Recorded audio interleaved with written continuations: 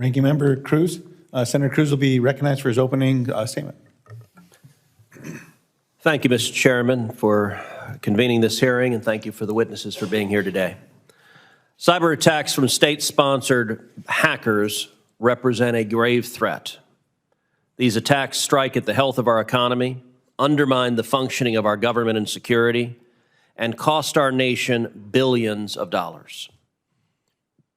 State-backed hackers, especially those from the People's Republic of China, Russia, and Iran, are well-funded, highly sophisticated, and relentless in their exploits. No company could hold such a state aggressor at bay indefinitely once it is determined to attack. These attacks have become all too frequent. The latest one, the so-called Salt Typhoon, was a group of hackers reportedly linked to China's Ministry of State Security, who embedded in our telecommunications infrastructure and remained undetected, monitoring America's communications networks. Based on public information, these Chinese hackers reportedly used backdoor channels to access sensitive government information about the integrity of their Chinese spy network operating in the United States. These hackers also accessed American citizens' unencrypted texts, audio calls, and potentially emails from around the country, and specifically targeted our nation's leaders, including President-elect Trump and Vice President-elect Vance. There is still much unknown about the Salt Typhoon attack, and details continue to emerge. What is clear is that it was a significant cybersecurity breach with far-reaching implications for both the U.S. government and the public. This incident underscores the persistent and malicious interference by the Chinese Communist Party, a belligerent state actor with a long history of exploiting cyber and telecom avenues to harm U.S. interests. This attack from a state actor against our nation's infrastructure will not be the last. We must plug any vulnerabilities in communications networks. We already have in place a regime of cybersecurity authorities across multiple government agencies.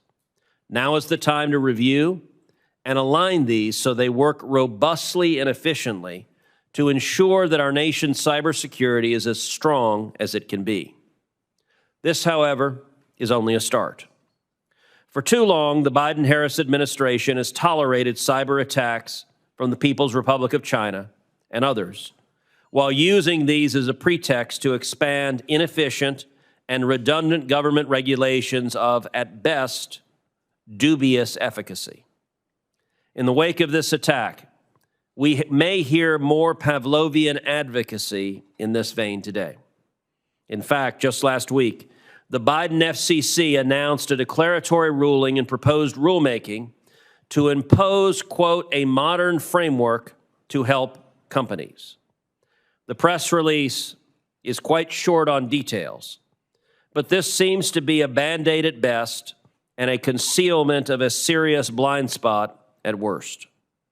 I have my doubts over whether an annual certification is the right solution, as well as questions about the FCC's technical expertise and legal authority on this matter. The FCC should not be using the waning days of this administration to rush into regulatory expansion. Rather, the agency should be assisting cyber and national security experts in the executive branch to gather and disseminate the information in the public that the public and policymakers will need to fully address the issue in the next administration. As I have noted before, the federal government has a poor track record of protecting against cyber attacks, and we should be cautious about placing too much faith in more regulation and reporting requirements to protect us.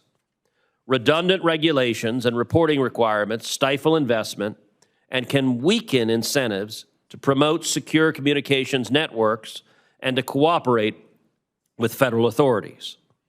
In addition to plugging any holes, we should look at coordinating the cybersecurity tools we already have in place at DHS, at the Department of Justice, and elsewhere. Where these conflict or overlap, I believe we should streamline and remove any chinks in the armor. But rather than finger-pointing and punishment, we should be working constructively and asking what incentive structures could be implemented to make our cybersecurity defenses as strong as possible. Finally, the Biden-Harris administration's lack of an effective response to the PRC's brazenness only emboldens our adversaries to push the boundaries further. One of my Senate colleagues called this, quote, the worst telecom hack in our nation's history. If we continue the current administration's approach of weakness and dubious knee-jerk self-regulation, we may have to reply to that colleague, yes, until the next one. Thank you.